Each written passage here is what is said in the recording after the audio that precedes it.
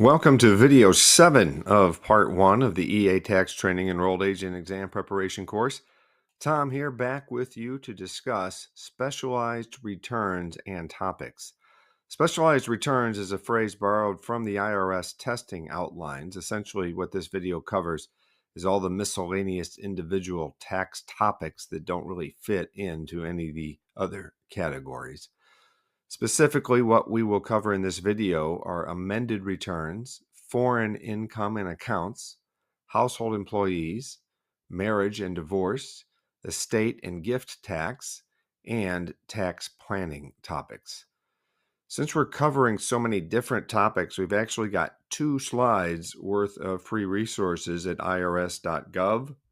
I'm not going to read through them, but you'll see we've got quite a few here. So you will want to check those out for the individual topics that are covered.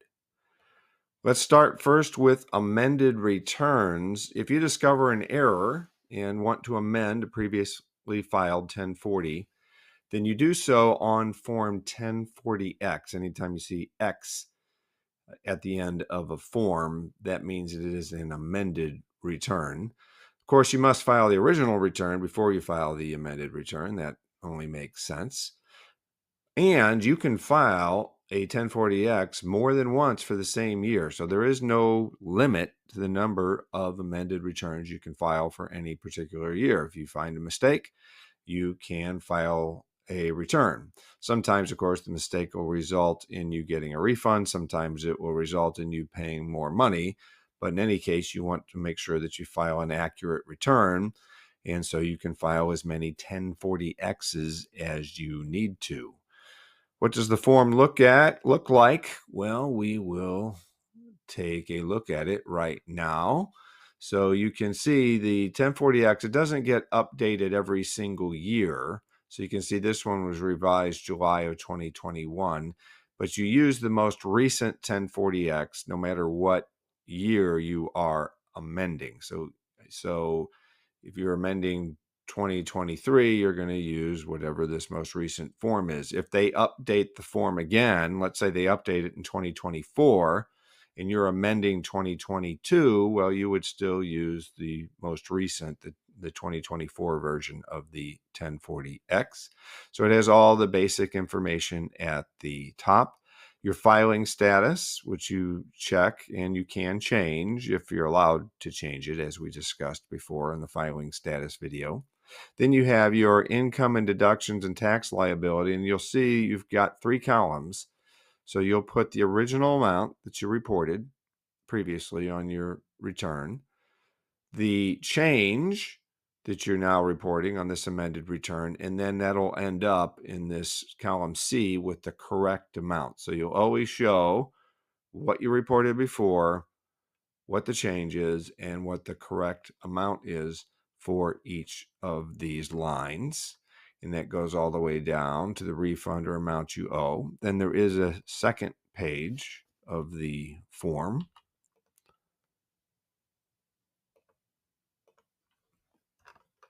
And that is where you can put dependents. So if you didn't take a dependent before and you found out later that you really could have taken a dependent, then you would put that information here and you would list all their information just like you would on the 1040. And then very important is in part 3 is the explanation of changes. So you do need to explain anytime you are amending a return, you need to explain what you are doing. It doesn't have to be a long explanation, but you do want to put something in here about why you are changing it. They also tell you to attach any supporting documents and new or changed forms and schedules. So if you were changing, for instance, Schedule B with interest income, then you would want to attach a revised Schedule B in addition to putting the information here on the 1040X. And of course, you are going to sign it just like you sign a regular tax return under penalties of perjury, etc. And there is a place for the paid preparer. In order to amend a return, you generally must do it within 3 years of filing the original return or 2 years of paying the tax whichever is later. So this is something you're going to want to know. You're going to want to know it for the exam, and you're going to want to know it just for doing tax returns, because this comes up a lot. You're going to frequently be faced with saying, hey, we want to amend the return. Can we still do it? And this is the rule. It's got to be within 3 years of filing the return or 2 years of paying the tax, whichever is later. Now, I know you're thinking, don't you usually pay the tax when you file the return? And the answer is yes, you usually do, but sometimes you don't. Remember, we always advise clients, even if you can't pay right now, go ahead and file your return. And you want to do that for a couple of reasons. First of all, to stop or prevent the failure to file or the late filing penalties. As long as you file that return, then you don't have to worry about those late filing penalties. But the second reason you do it is because you want to start this statute of limitations, because it will be the later of the 3 years or 2 years after you pay the tax. So if you end up paying the tax, let's say 6 months after you file, since you filed 6 months before, that started the clock on the statute of limitations. And so that's one of the reasons that you do want to file, even if you can't pay at that time. If you file your return before the original deadline, then the return is considered filed on the deadline. So in other words, if you file on March 1st, the return is considered filed on April 15th or whatever that due date was. If it was on a weekend or holiday, it would be later. But assuming it was April 15th, then that's when that return is considered filed. If you got an extension and filed after April 15th, but before the extension due date, then you use the date actually filed. So if you get an extension to October 15th, but you file July 1st, then you use July 1st as the filing date when you are determining this 3-year timeline for amending your return. There are circumstances in which the IRS will allow you more time to amend if the taxpayer is physically or mentally unable to manage their financial affairs. If you are in a federally declared disaster area, the IRS will often announce that you can have more time to amend. If the taxpayer is in a combat zone or a contingency operations zone as declared by the president, they can get more time. If you are amending due to a bad debt or worthless security, then you've got 7 years after the due date of the return for the year it became worthless. So let's say you had a worthless security. It became worthless in 2023, but you didn't realize that until you had hindsight and you could look backwards and realize that it was worthless in 2023. The 2023 return is due April 15th of 2024. So you would have until April 15th of 2031 to amend the 2023 tax return for that worthless security. So you will want to remember that 7-year rule for the exam. So it's for a bad debt or worthless security. Similarly, if you are filing in order to take the foreign tax credit, you've got 10 years from the due date of the return.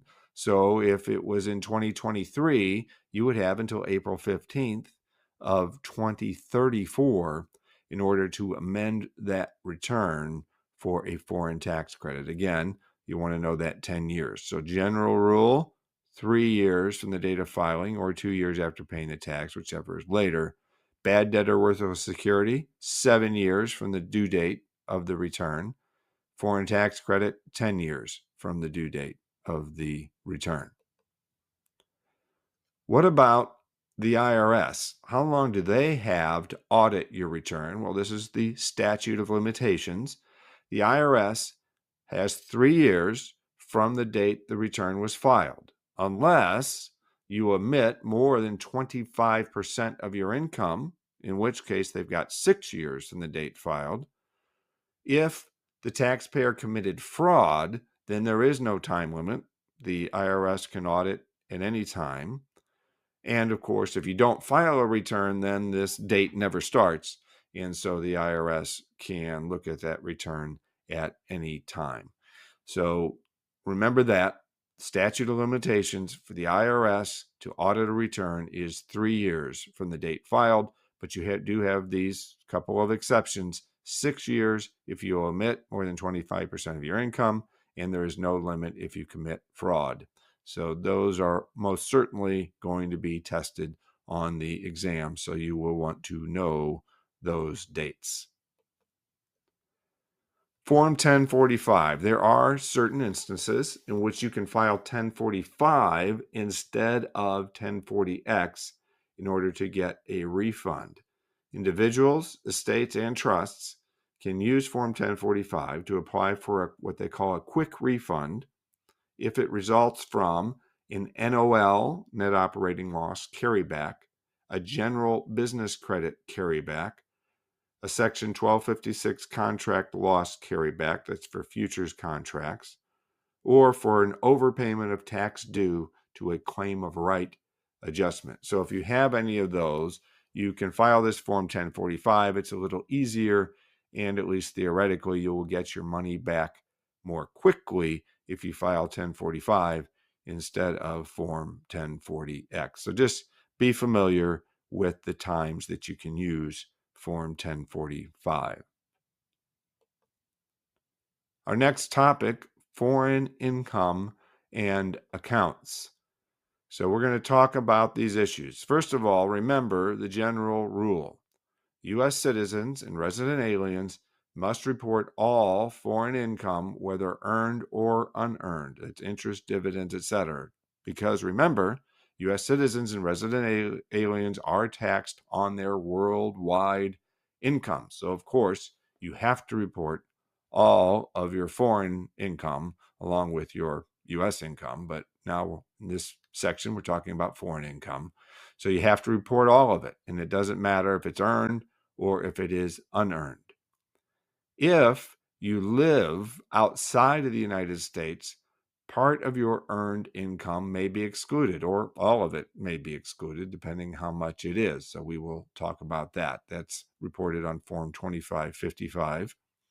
If you pay foreign taxes, you may be able to get a tax credit against your U.S. taxes. We'll talk about that. And if you had foreign financial assets, such as bank accounts and investment accounts, then you may have extra filing requirements, and we will talk about those as well. So first, foreign earned income, Form 2555. We have discussed, you may have noticed, Form 2555 in passing multiple times throughout these videos in part 1. And that's because there are a lot of times, for instance, when you have to compute modified adjusted gross income, and we said you take your regular adjusted gross income and you add back any foreign earned income exclusion from Form 2555. Sometimes we actually said if you file Form 2555 for this foreign earned income exclusion, then you're not even allowed certain tax benefits. So now we're going to actually talk about what all of that means. If you live in a foreign country, you may be able to exclude your earned income up to $120,000 per person in 2023. That $120,000 changes every year with inflation. But very important that we understand we're only talking about earned income here. This is not interest, dividends, etc. It's earned income. If you do exclude your foreign earned income, if you choose to do it, because it is an election that you make, you still must file your 1040, even if all of your income is excluded. So let's say your only income that you have is earned income and it was $90,000. Well, you get to exclude all of it, but you still have to file a 1040, and then you still have to attach your Form 2555 to the 1040 to show how much you made and how much you excluded. In addition to that $120,000 of earned income, you may also be able to exclude up to $36,000 of housing reimbursement. So sometimes your employer will reimburse you for your housing if you live in a foreign country. So you can exclude up to $36,000 of that. Or if you're self-employed, you can deduct housing costs of up to $36,000. So we'll talk more about that. Now, these rules about excluding this income does not apply to U.S. government employees or to members of the military. So you will want to remember those exclusions. Here is what page 1 of the Form 2555 looks like. So you're going to put your information, of course, in your foreign address, your employer's name, their U.S. address, their foreign address, etc. So you want to fill out all of this information. And then we're going to talk about the bona fide residence test. There's also another test that would be on page 2, but you're going to fill out all of the relevant information about when you lived in that foreign country, what the dates were, etc., and so forth. In order to qualify for this earned income exclusion, a couple of things have to be met. First of all, your tax home must be in a foreign country. So we will talk about that a little bit later, but that is a requirement. Your tax home must be in a foreign country, and you must meet one of two tests: the bona fide residence test or the physical presence test. The bona fide residence test. A U.S. citizen who is a bona fide resident of a foreign country for an uninterrupted period that includes an entire tax year, a calendar year, would meet the bona fide residence test. So, first way, you are a U.S. citizen and you are a bona fide resident of a foreign country for an entire calendar year, then you would meet the bona fide residence test. If you are a U.S. resident alien who is a citizen or national of a country with which the United States has an income tax treaty, and who is a bona fide resident of a foreign country or countries for an uninterrupted period that includes an entire tax year. So let's talk about this one. That U.S. resident alien, so we talked about that in the very first video of this series, what you have to do to be a U.S. resident alien. So if their citizenship is with a country that has an income tax treaty with the United States, then if that U.S. resident alien is a bona fide resident of any foreign country, it doesn't have to be the foreign country from which they are a citizen, but if they are a bona fide resident of any foreign country for an entire year, then they would meet the bona fide residence test.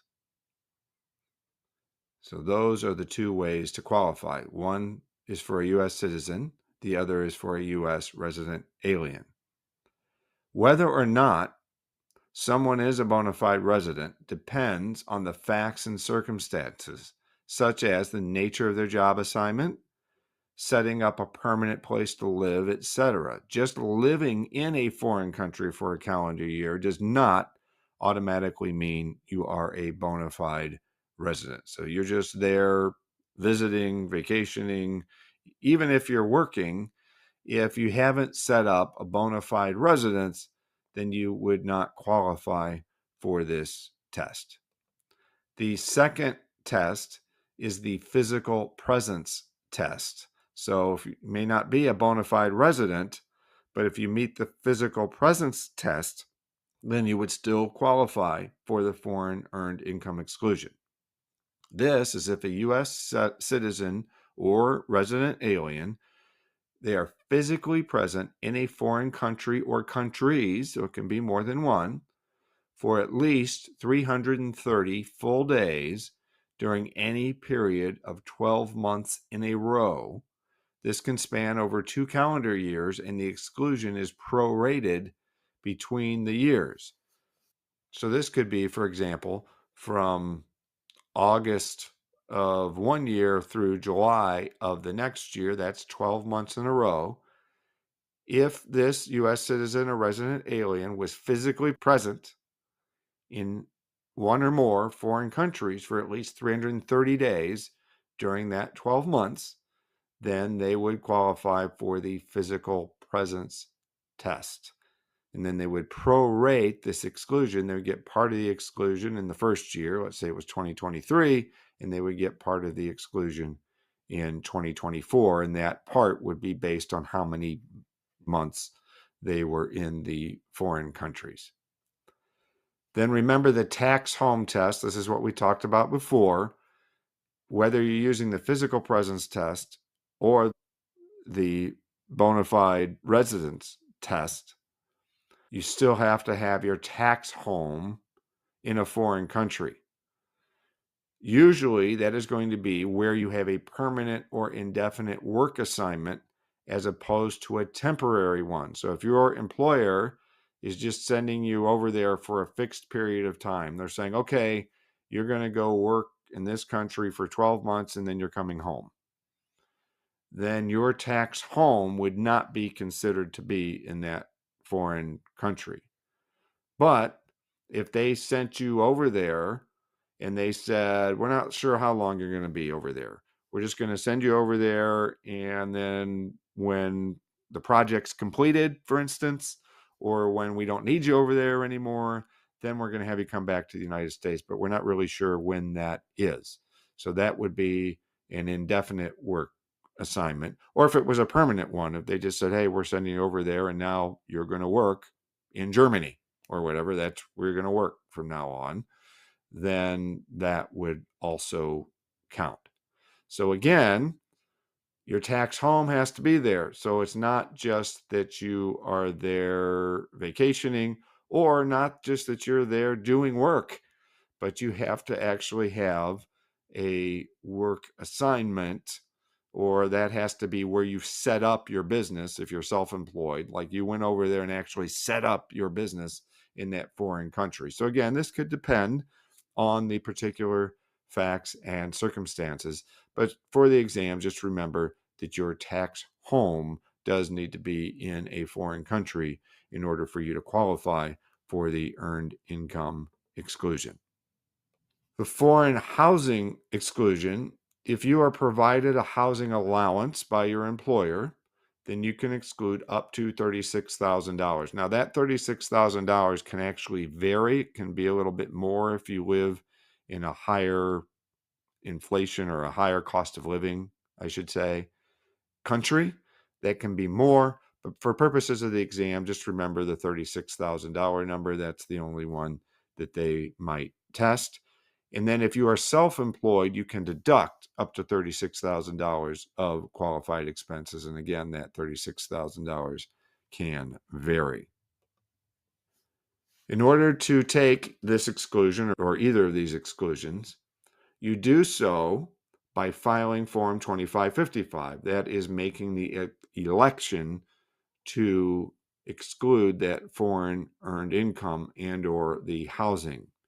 Once you make that election, it is effective until you revoke it. So if you made it in 2022, it's effective for 2023, 2024, etc., unless you revoke it. If you choose to revoke it, you can do so. However, then you cannot take the exclusion again for 5 years. So you will want to remember that. If you revoke this exclusion, you cannot take it again for 5 years. And you might say, well, why would you not take this exclusion? Why would you not want to exclude your income? And the reason is because you might choose instead to take the foreign tax credit, which we will talk about next.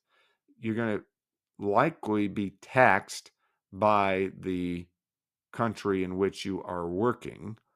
So as an alternative to excluding your earned income, you can take a credit against your U.S. taxes for any foreign taxes that you paid. So you could do that instead. And of course, what you as a tax preparer can do is kind of work it both ways and see which way is best. Remember also, if you take the foreign earned income exclusion, there are some benefits that you cannot get on your U.S. tax return. You cannot take the additional child tax credit. You cannot take the earned income credit. And there are limits for your IRA deductions because any earned income that was excluded does not count as compensation. Remember, to take an IRA deduction, you have to have compensation, and there are also adjusted gross income limits that are modified adjusted gross income limits. So when you're looking at those limits, you have to take into account your foreign earned income exclusion. Whereas if you didn't exclude it and you took the foreign tax credit instead, then you wouldn't have to worry about any of these things. You could still take advantage of them just as if you were living in the United States. So the foreign tax credit, if you pay income tax to a foreign country, then you get a credit against U.S. taxes up to the amount of U.S. tax you would have paid. Now, this assumes that you did not exclude that income under the foreign earned income exclusion. So that was on this slide, that was this other bullet point here. You cannot take the foreign tax credit on the amounts that are excluded. And that makes sense. They're not going to let you both exclude the income and take the foreign tax credit. The foreign tax credit can be taken on any type of income, whether it's earned or unearned. So that's different from the exclusion. You report the foreign tax credit on Form 1116. However, if all of your foreign income is passive or investment type of income, then you usually don't need to file Form 1116. You still get the credit, but you don't have to file Form 1116. If you have excess credit, in other words, you've got more credit than you can take in the current year, then you don't necessarily lose it. You can carry it back 1 year or forward up to 10 years. So any excess foreign tax credit, remember these numbers, can be carried back 1 year or can be carried forward 10 years. Then also here, just know if you want, you could, instead of taking the foreign tax credit, you could deduct your foreign taxes paid on Schedule A instead. However, remember, we usually want credits rather than deductions, so it's almost always going to be better to take the credit. However, for the exam, you'll want to know that that is an option, that you can deduct them on Schedule A as an itemized deduction instead of taking the tax credit if you want to. What if you have retirement income from a foreign source? Well, it's really treated the same way as retirement income from the United States. However, it can potentially be affected by tax treaties. So just know the general rule is foreign retirement income, just like any other retirement income. But if there's a tax treaty that says something different, then that could make a difference.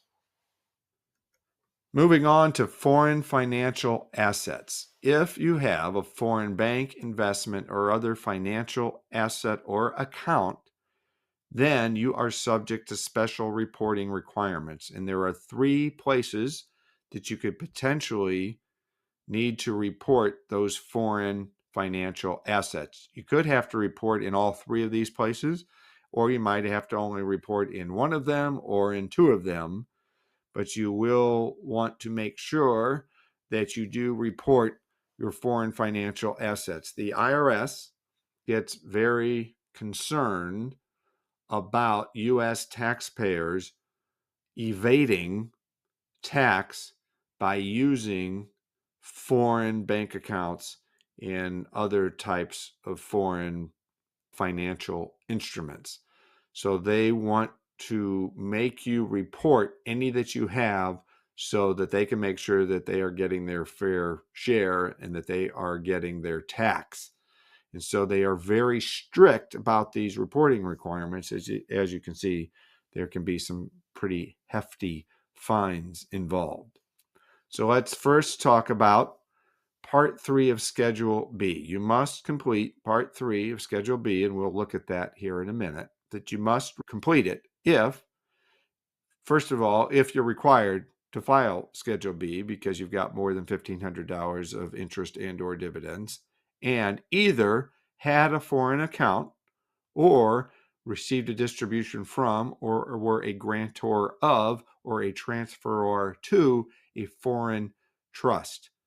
So if you're required to file Schedule B and you had either of those, then you must complete Part 3 of Schedule B. Now note, it doesn't matter how large that foreign account is or how much your distribution was. If you're required to file Schedule B and you've got either of those, then you have to fill out Part 3 of Schedule B, and we will look at that. You'll remember Part 1 is interest, Part 2 is dividends, and then Part 3 is these questions. And at any time during the year, did you have a financial interest in, etc., of a foreign account? You have to say yes or no. So in our case, we would be saying yes. If you are required to file this FinCEN Form 114, which we'll talk about, that's also called an F-bar.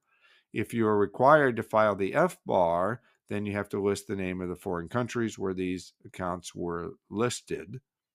And if you're required to file an F-bar, you have to check the box saying that you were. And the last question is, did you receive a distribution from or were you a grantor of or transferred to a foreign trust? Then you have to say yes. So that's Part 3 of Schedule B. Even if you have to file, or you do file Part 3 of Schedule B, you may also be required to file Form 8938. You must file this form to report if the total value of foreign bank or financial accounts and other foreign financial assets reaches a certain threshold. And the threshold is going to depend on whether you live in the United States and what your filing status is. So, if the taxpayer lives in the United States and they are not married or they're married filing separately, then if they've got foreign accounts that total either $50,000 or more at the end of the year or reached a value of $75,000 or more at any time during the year, even if it was for one day, if they reached $75,000 or more, then you must file Form 8938. If the taxpayer's living in the United States and they were married filing jointly, then those numbers become $100,000 or more at the end of the year, or $150,000 or more at any time during the year. If the taxpayer lives outside of the United States, they give you a little bit more leeway because I think they are assuming if you're living outside the United States, you're more likely to have accounts outside of the United States. And so they're not going to make you report unless those accounts are larger amounts. So if you're unmarried or married filing separately, then if those accounts total $200,000 or more at the end of the year, or $300,000 at any time during the year, you have to fill out 8938. And if you are married filing jointly, those amounts go to $400,000 at the end of the year and $600,000 at any time during the year. Now let's talk about the F-bar. The report of foreign bank and financial accounts is also called the F-bar. It's also called the FinCEN 114. So this is the Financial Crimes Enforcement Network, or FinCEN Form 114. It is not an IRS form, and whether or not you file this is independent of whether or not you had to file your 8938, whether or not you had to fill out Part 3 of Schedule B. Remember, you could have to do all three of these things, or just two of them, or just one of them. So this is the F bar. You will want to be familiar with this for the exam as well as for working in your practice. So who has to fill out one of these forms? A U.S. person, including a citizen, a resident, a corporation, a partnership, a limited liability company, a trust, or an estate, must file an F-bar to report if they have a financial interest in or signature or other authority over at least one financial account located outside the United States if the aggregate value of those foreign financial accounts exceeded $10,000 at any time during the calendar year reported. So this is much more strict than we saw on the 8938. If the aggregate value of all of your foreign financial accounts combined together exceeded $10,000 for even one day during the calendar year, then you must file an F-bar. The F-bar is due, like a tax return, on April 15th of the following year. But remember, it is not a tax return. It is not an IRS form. It just so happens that the due date is the same as the IRS form. It's probably actually not coincidence that those dates are the same, but in any case, not an IRS form. You can get an automatic extension to October 15th, and you actually don't have to file a form in order to get that extension. This form must be filed electronically through FinCEN's system. So they've got an electronic system. You go on there and file it that way.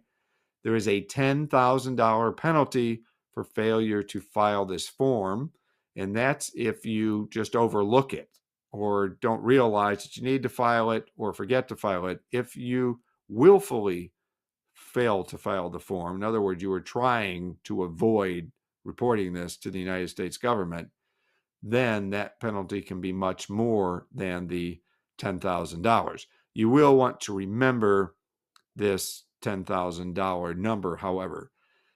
If you are a tax nerd like me, you might be interested in tax cases that come up, legal cases.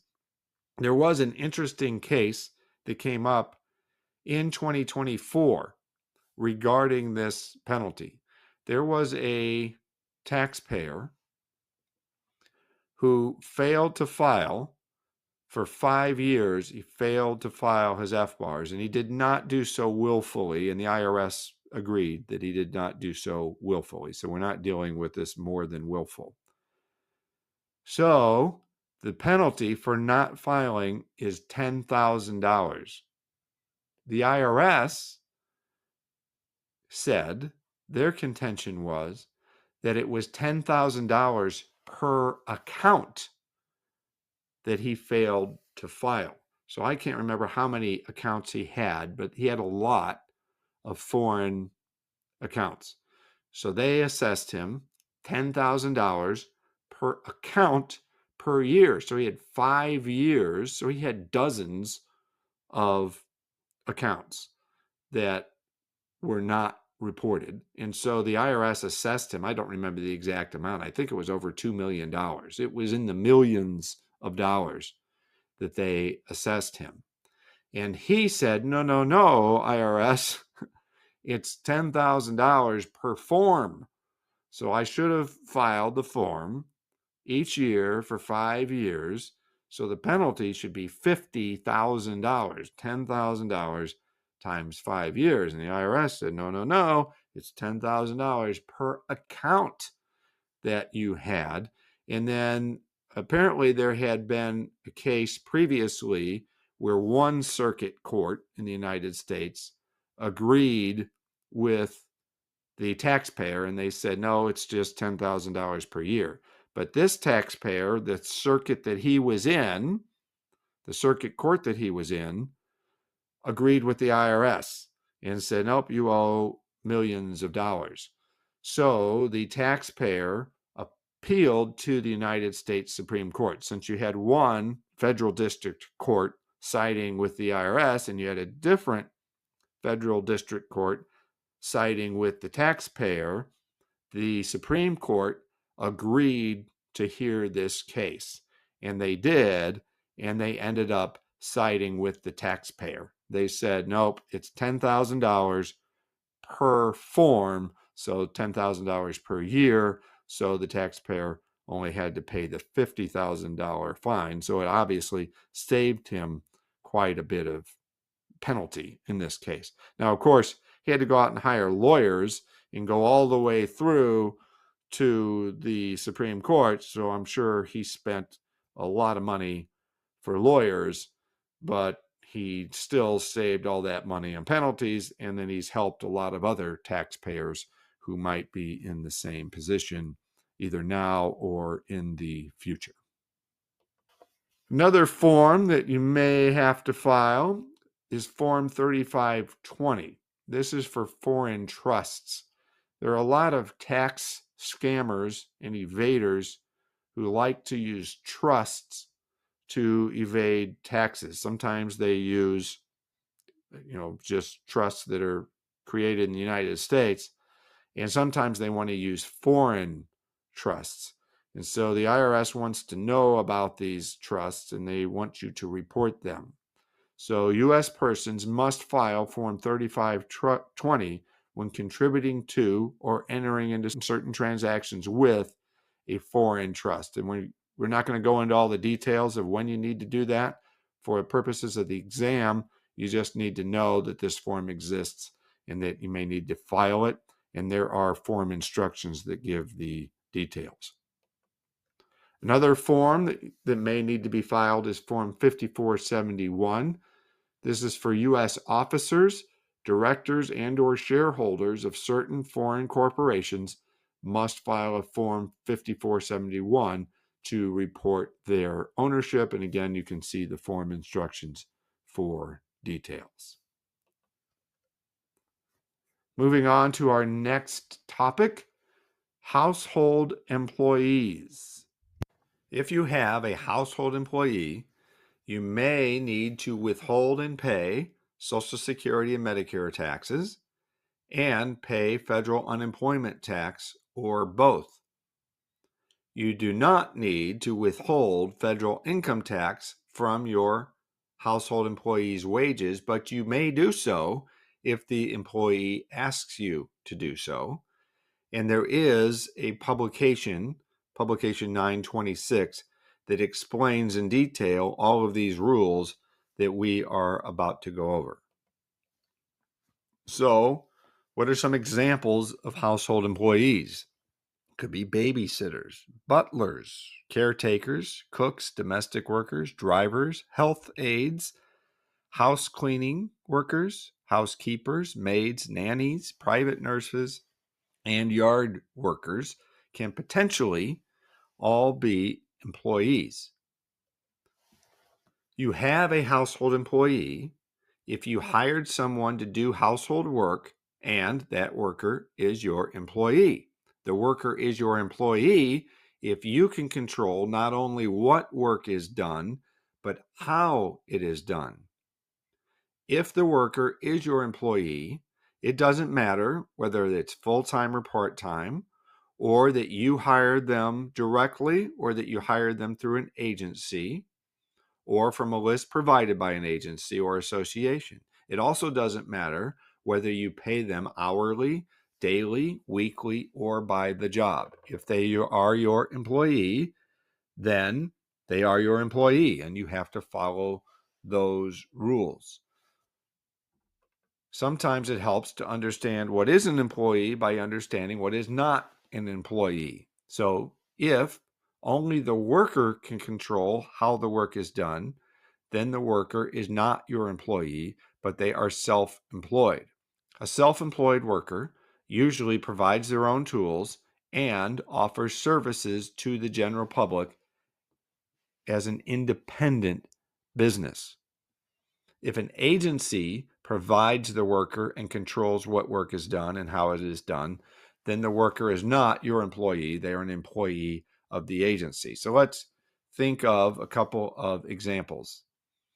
If you hire someone to come over and, let's say, cut your grass and do your landscaping, and they come over and they do that, and they bring their own lawnmower and their own tools, and they've got other customers, they do this work for other people, not just for you, then they are self-employed.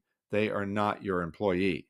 However, let's say you hire someone to be a caretaker. Let's say you've got a property and you, or the taxpayer, is elderly and just can't take care of the place anymore. So they hire somebody, they give that person a room in their house, or they've got a separate building in which that person can live, and that person lives there, and their job is to take care of the property. They do all the yard work, all the maintenance work, etc., and so forth. Well, that sounds an awful lot like they are an employee, even if that person also occasionally does some work for some neighbors or for some other people and gets paid for it.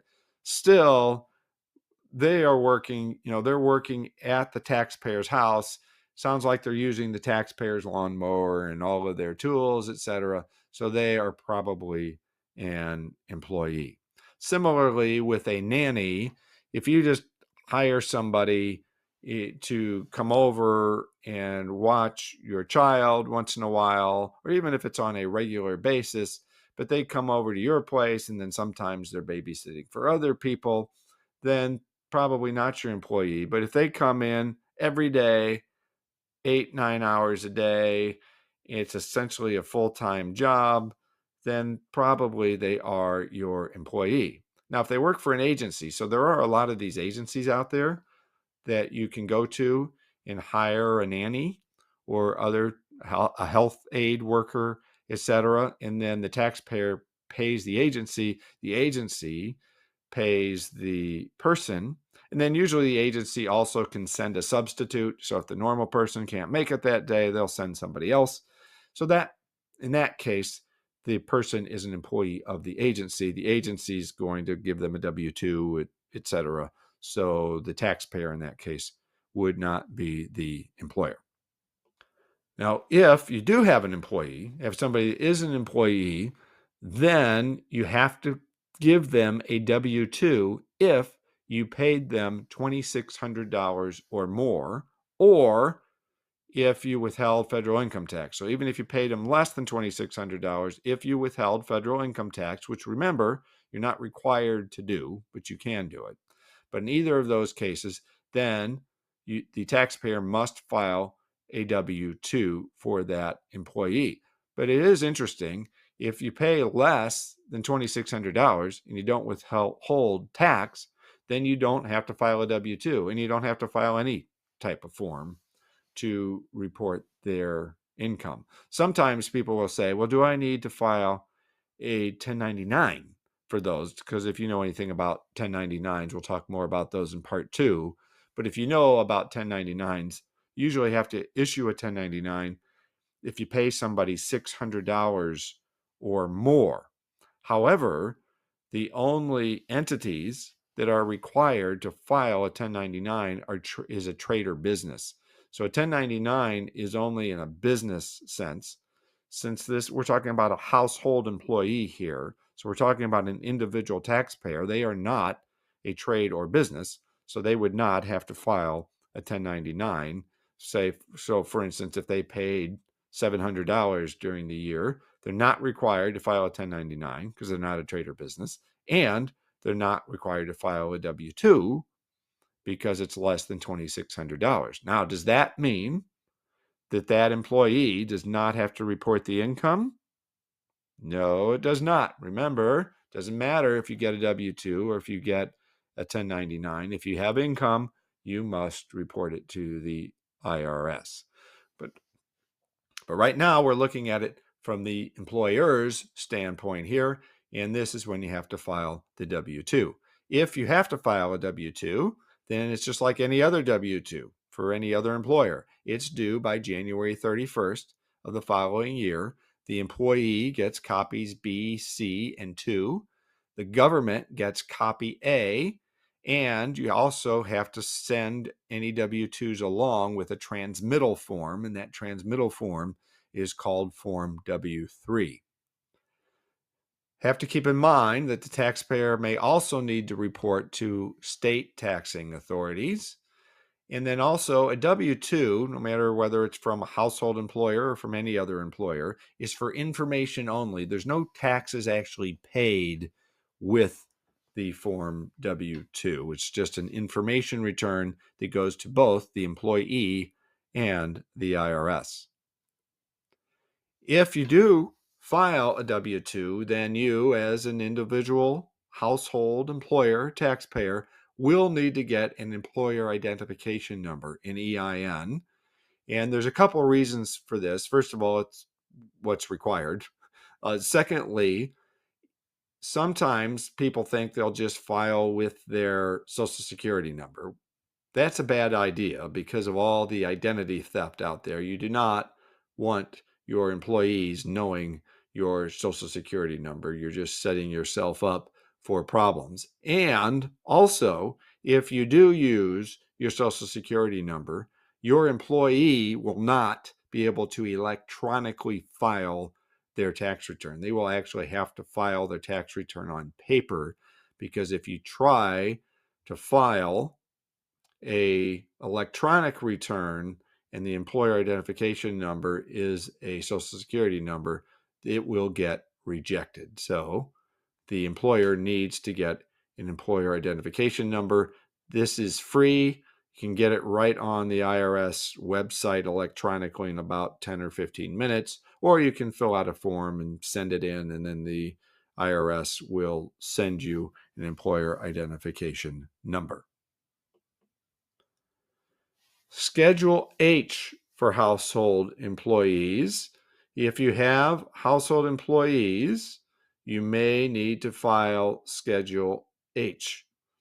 It is used to compute and pay any employment taxes, which is Social Security, Medicare, and federal unemployment tax, and any withheld income tax on household employees. So if you chose to withhold tax, this is where you are going to pay it, along with any Social Security and Medicare tax and federal unemployment tax.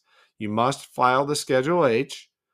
Again, if you paid $2,600 or more to any single employee. If you've paid less than that and you don't have the other things that we're going to talk about, then you don't need to file the Schedule H. But the other time you have to file a Schedule H is if you withheld federal income tax from any employee. So that's just like the W-2. Those two things are the same filing requirements as for the W-2, $2,600 or more, or I should say, you withheld federal income tax from the employee, then you have to file Schedule H. You also have to file Schedule H if you paid any employee $1,000 or more in any quarter, because you have to then pay federal unemployment tax. So $1,000 or more per quarter to any one employee, then you would have to pay FUTA. What if you paid an employee $1,500 in one quarter and that's all you paid them for the year? Do you have to file Schedule H? Yes, because you paid them $1,000. Then you would have to pay federal unemployment tax. However, you would not have to report them for a W-2, and you would not have to pay Social Security and Medicare tax on them because it was less than $2,600. So all you would have to pay is the federal unemployment tax if you pay more than $1,000 per quarter, but less than $2,600 for the entire year to any single employee. The Schedule H is normally filed with the 1040, as we said, but if the taxpayer is not required to file a 1040, then they will file the Schedule H separately instead, along with whatever payment is due. And then remember that there may also be state employment and income tax requirements as well. So in that publication we talked about earlier, the IRS provides this table as kind of a recap of these rules. So it reminds you that do you need to pay employment taxes? So if you pay cash wages of $2,600 or more, and when they say cash, that doesn't mean it has to be in physical bills. It just means you're paying them a salary. So if you're paying wages of $2,600 or more to any one household employees, then you will fill this out. Now notice you don't count wages that you pay to your spouse. You don't have to worry about it if you're paying to your spouse. You also don't have to worry about it if your child is under age 21. If you're paying those wages to your child and they're under age 21, you don't have to do this. If you're paying those wages to your parent, you do not have to do this. And if you're paying the wages to any employee under age 18, you do not have to do this. But otherwise, if you pay the $2,600, then you need to withhold and pay Social Security and Medicare taxes that are 15.3% of wages. Your employee share is half of that amount. You can choose to pay it yourself, or you can choose to withhold it from your employee's paycheck. And then your share is 7.65%. If you pay total cash wages of $1,000 or more in any calendar quarter, then you must pay the federal unemployment tax, which is 6% of wages. Wages over $7,000 are not taxed, so it's 6% of wages up to $7,000. And then remember, you also may owe state unemployment tax. And for the FUTA, again, you do not count your spouse, you do not count your child under the age of 21, and you do not count your parent. However, you would count an employee who under the age of 18 if they don't fall into these categories. So that's a little recap of all the rules for the household employee taxes. Next topic, marriage and divorce. So first, you're going to hear these terms, injured spouse and innocent spouse. We're going to talk about both of those. The main thing for now to remember is these are different things. So sometimes people get them confused, or they think they're the same thing, and they're not. They are two separate and distinct things. Let's first talk about an injured spouse. Generally, the IRS will offset any current refund to pay past due tax debts. So if you owe money from a previous year for taxes, and this year you file your return and you are supposed to get a refund, the IRS will not send you that refund. Instead, they will use the money to offset your past tax debt. Now, obviously, if your current refund is more than your past tax debt, then they will send you the difference, but they won't send you the full refund. If you are filing jointly and only one spouse owes the IRS, then the other spouse can file as an injured spouse. So this comes up a lot when couples first get married. There could be one of the spouses still owes money from a previous year. So normally, if all you do is you file a joint tax return this year and one of the spouses owed money from a previous year, they're going to go ahead and offset, just like we already talked about. So if you know that this is going to happen, so you get married, you know about your spouse's past tax debt, you know about this rule, you can file this form 8379 with your joint return. And you can say, hey, we're married now. This is not my tax debt, so send me my money anyway, and the IRS will honor that. Frequently, of course, you don't know about it in advance. Either you don't realize that your spouse had that tax debt, or you don't realize that the IRS offsets these amounts. So you just go ahead and you file your return, and then you get a surprise when the refund comes or when the refund doesn't come and you realize that these amounts have been offset. So in that case, you can go ahead and file the Form 8379 separately and say, hey, you offset these amounts. You shouldn't have. Please send me my portion of the refund, and the IRS will do that. And again, that is different from an innocent spouse. So, what is an innocent spouse? This provides relief from joint responsibility on a married filing jointly return. So, you'll remember when we talked about the different filing statuses, if you file married filing jointly, then you are both considered jointly and severally liable for the tax debt. It doesn't matter if only one spouse earned all the money and was supposed to pay all the tax. Doesn't matter. You file jointly, you are both liable for the full amount of the tax on a married filing jointly return. However, the IRS does realize that sometimes one spouse might be doing something wrong, either intentionally or unintentionally, and the other spouse truly is innocent and they don't realize that the other spouse is doing something wrong. And so, what the innocent spouse provision does is it lets that innocent spouse off the hook. They say, okay, we're not going to go after you for this tax debt. We're only going to go after your spouse. So that's the idea. Now, this is not automatic. The IRS is not just going to take your word for it that if you file this form 8857 and say you're an innocent spouse, that okay, we'll let you off the hook. They're going to look at all of the facts and circumstances. And again, if you like to look at court cases, there's a lot of interesting court cases in this arena because, as you might imagine, a lot of these end up going to court because there are disagreements between the IRS and the taxpayer. The innocent taxpayer always wants to say, hey, I knew nothing about this. Don't blame me.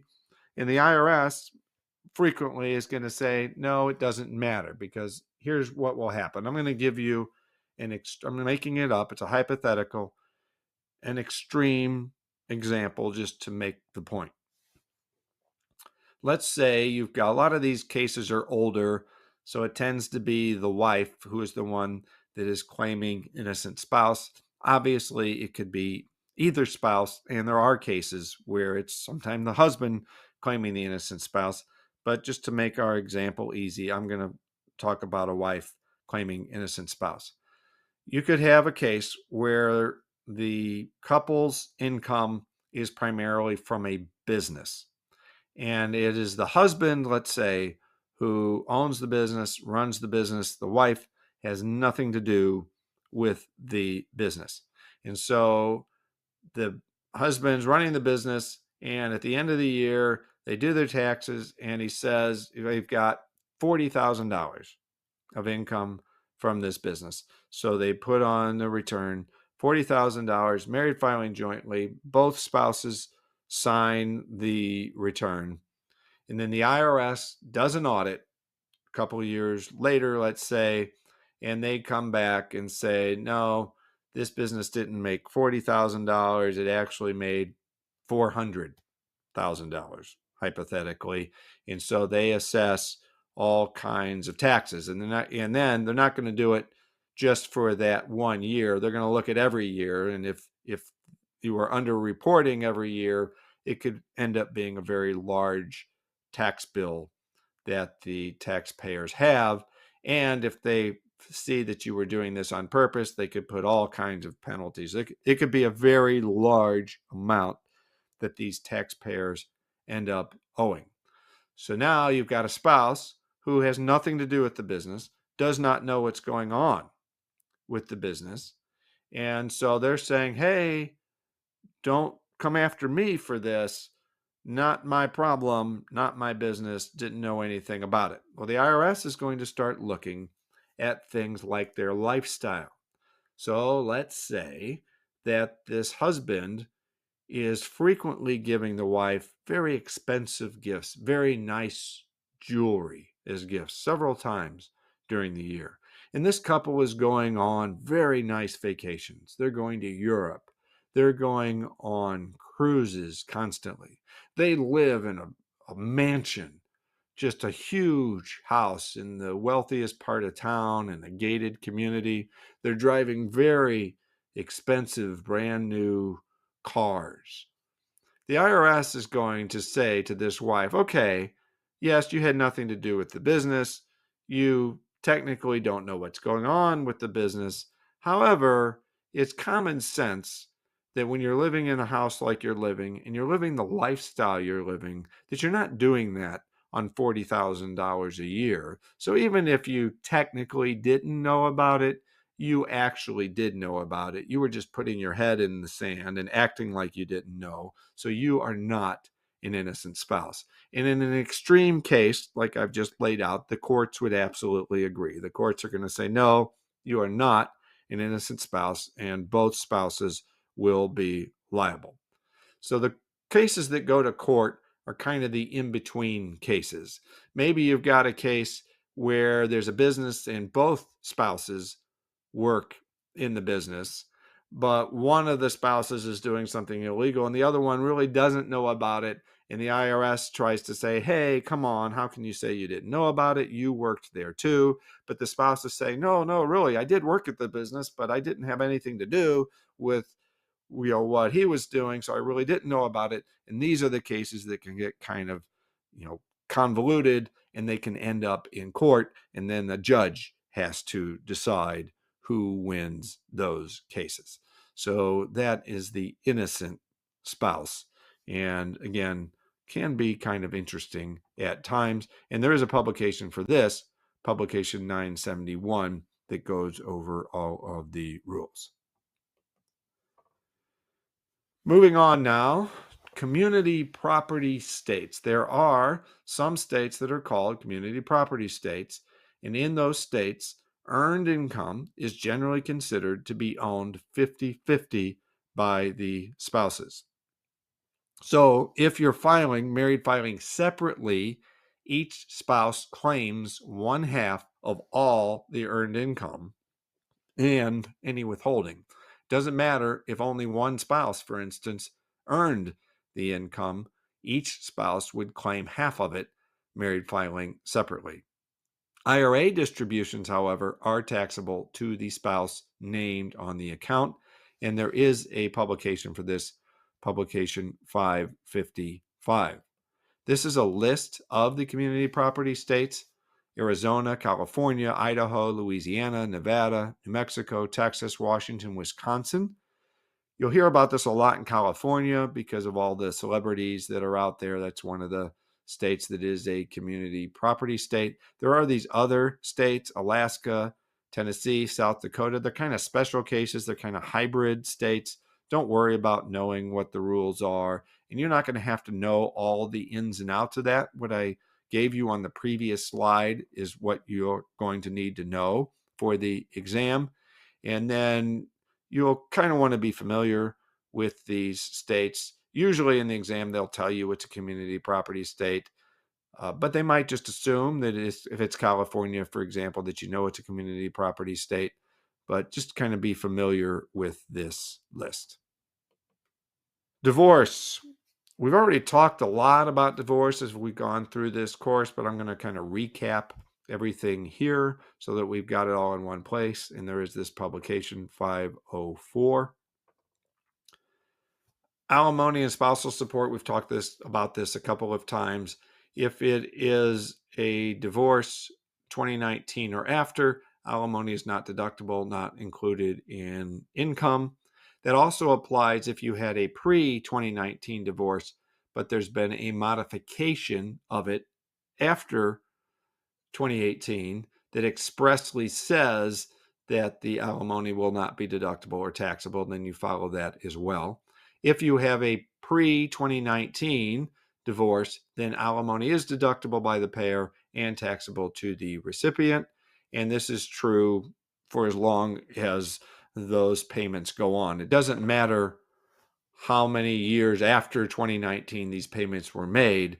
If the divorce agreement was before 2019, then those pre-2019 rules continue to apply. Child support, of course, doesn't matter when the divorce was. The payments are never deductible and they are never included in income. Property transfers, we talked about this. Property transfers incident to divorce do not result in gain or loss. A transfer is considered to be incident to divorce if it is made within 1 year of the date of the divorce, or if it was made under a divorce agreement and within 6 years after the divorce. So the 1 year rule applies even if there was no agreement. If there's a transfer and it's made within 1 year of the divorce, then it is considered to be incident to divorce. You can get up to 6 years from the date of the divorce if it was actually provided for in a written agreement, either an original agreement or a modified agreement. There are special rules for retirement plans, and we're talking about employer retirement plans like 401ks, 403bs, etc. Sometimes the non-employee spouse will be granted part or all of a retirement plan from their spouse. So in this case, the judge in the divorce case will issue an order. It's called a quadro, or a qualified domestic relations order. So this will be an order that goes to the plan administrator that awards part or all of that account to the non-participant spouse. In other words, they're not the employee who's been contributing to this plan. Their spouse was. The distribution, then, the plan sponsor will then distribute that money to the non-participant spouse, and that distribution is taxable. That's assuming it's not a Roth type of plan, that it's a traditional 401k or 403b plan. That distribution is taxable to the receiving spouse, but they do not have the 10% early withdrawal penalty. And if they roll the money over into an IRA or a qualified retirement plan, then they don't have to pay tax at all on it. So you will want to know about this qualified domestic relations order, and that it is for these employer type of qualified retirement plans and what the tax consequences are. If it is an IRA, then there is no quadro that is required. Then the plan can still be split between the spouses. You just don't need a court order in order to do it. And those transfers are not taxable events. So the accounts can just be split, and it is not a taxable event. Next topic is estate and gift tax. So both estate and gift tax deal with the tax effects of giving away assets or of transferring assets. Gifts are before the person giving the gift dies. Estates are after the person giving the gift dies. So you've got a gift and you've got an estate. Strictly speaking, the recipient of the gift or of the amount from the estate does not pay income tax on the transfer itself. So you will get this question from your clients. They'll say, hey, I just found out I'm inheriting a bunch of money. Let's say I'm inheriting $100,000 from, could be from a parent or a grandpa or an uncle. How much income tax am I going to have to pay on that? And the answer is none. You do not pay income tax on a gift or an inheritance. So even if it was a gift, it wasn't an inheritance. If their uncle, let's say, was giving them $100,000, they do not pay any income tax on that. Now, there could be income tax consequences to owning the asset. So if it's not cash, let's say it's some stock or something, and then you sell the stock, there could be tax consequences to that sale of the stock, but there is no income tax consequence to just receiving the stock. Gifts and transfers on death above certain amounts, above certain thresholds, may be subject to gift or estate taxes, though not to income taxes. But gift or estate taxes are not paid by the recipient. They are paid by the one giving the asset. So again, when your taxpayer comes to you, your client comes to you and says, hey, I'm receiving this gift, I'm receiving this amount from an estate, they do not have to worry about taxes. They don't have to worry about income taxes, and they do not have to worry about gift or estate taxes. The gift or estate taxes that may be due need to be paid by the one giving it or by the estate. Everyone gets a lifetime combined gift and estate exemption of $12,920,000. In other words, you can give away during your lifetime and after your death up to $12,920,000 without paying any gift or estate tax. Which of course means most people in the United States will never have to pay estate tax, at least as the law is written now. That can change. Congress can change these amounts, and they have changed this amount over the years. So this is a pretty large amount. So this is combined gift and estate. So you think of it like you've got a number, an exemption amount, and any time you give a gift over a certain threshold, that gift reduces this amount. So it goes from, if you give an amount over the threshold of $300,000, your exemption, instead of being $12,920,000, your exemption is now $12,620,000. And so any gifts you give during your life will reduce that exemption amount. And then once you die, it depends how many assets you have. If the total of your assets when you die is less than your remaining exemption, then you don't owe any gift or estate tax. So we'll talk more about that here in a moment. For this exemption amount, if the decedent is married, their assets can transfer to their spouse tax-free and become part of their spouse's estate.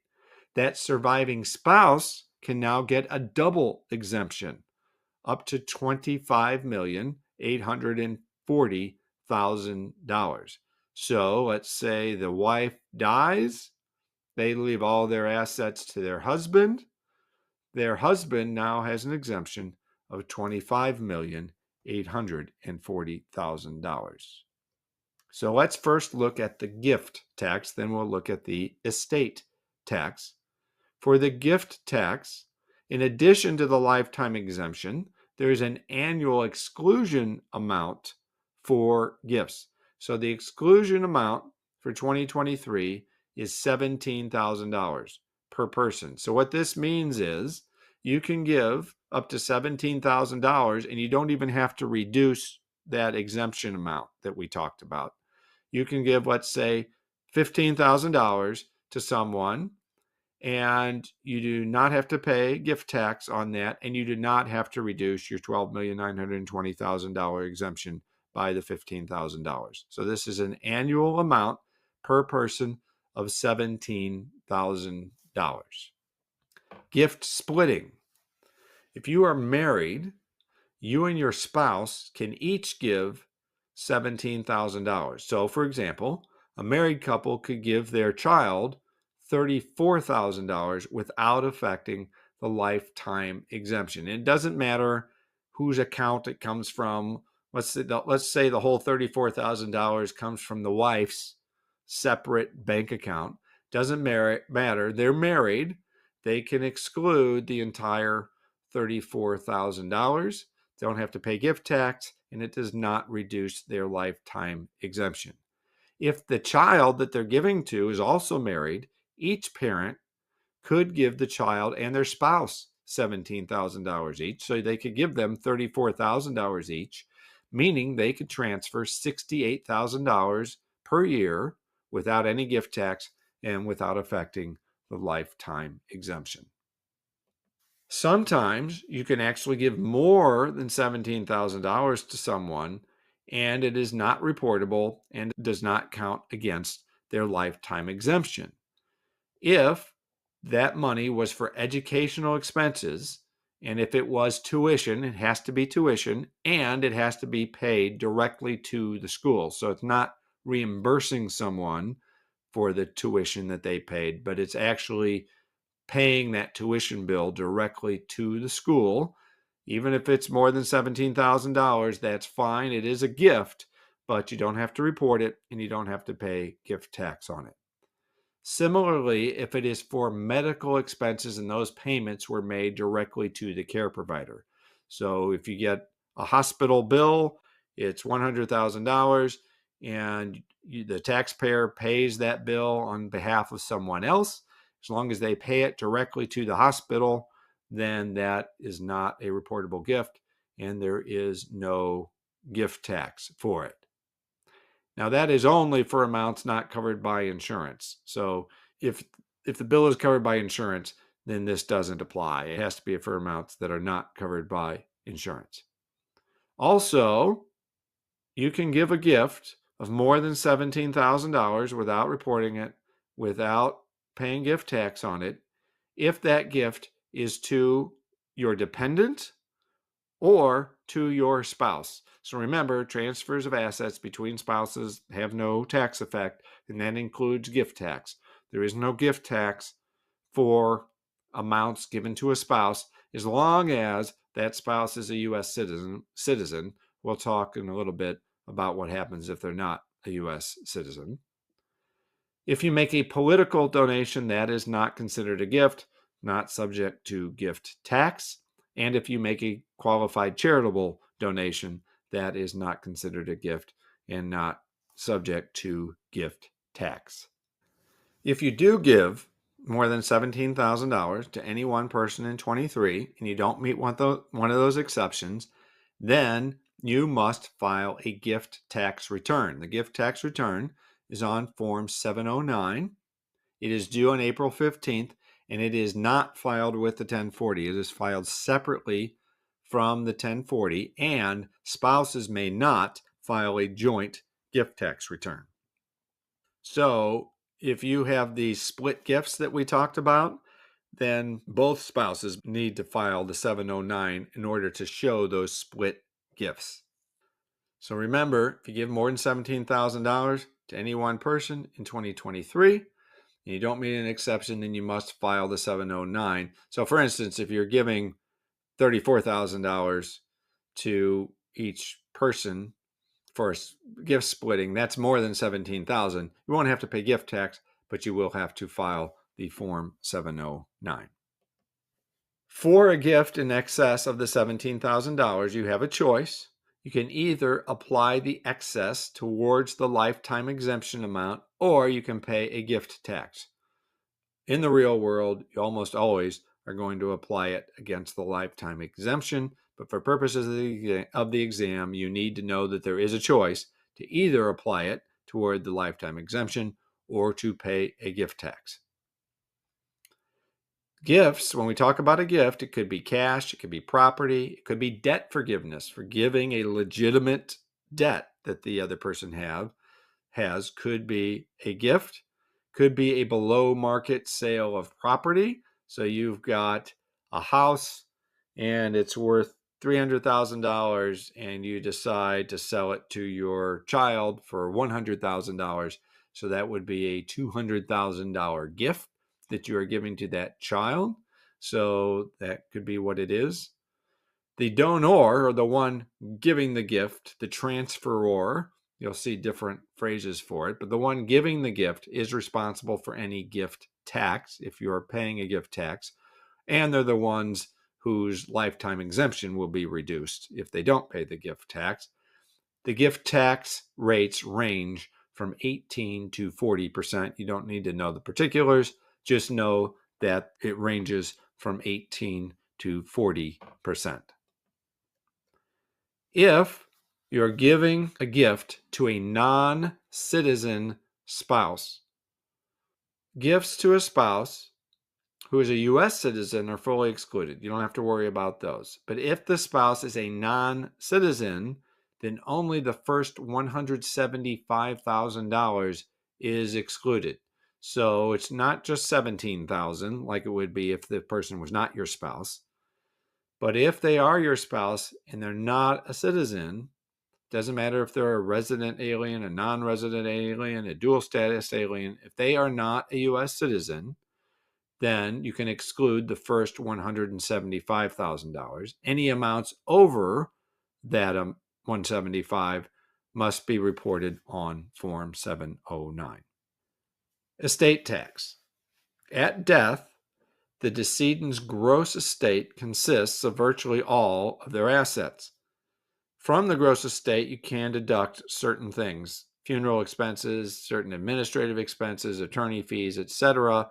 And then there are some adjustments that are allowed also in order to get to what is called the taxable estate. So what you do is you compare the taxable estate to the remaining lifetime exemption. We say remaining exemption, we mean after it's been reduced for any gifts that were given over the years over the annual exclusion amount.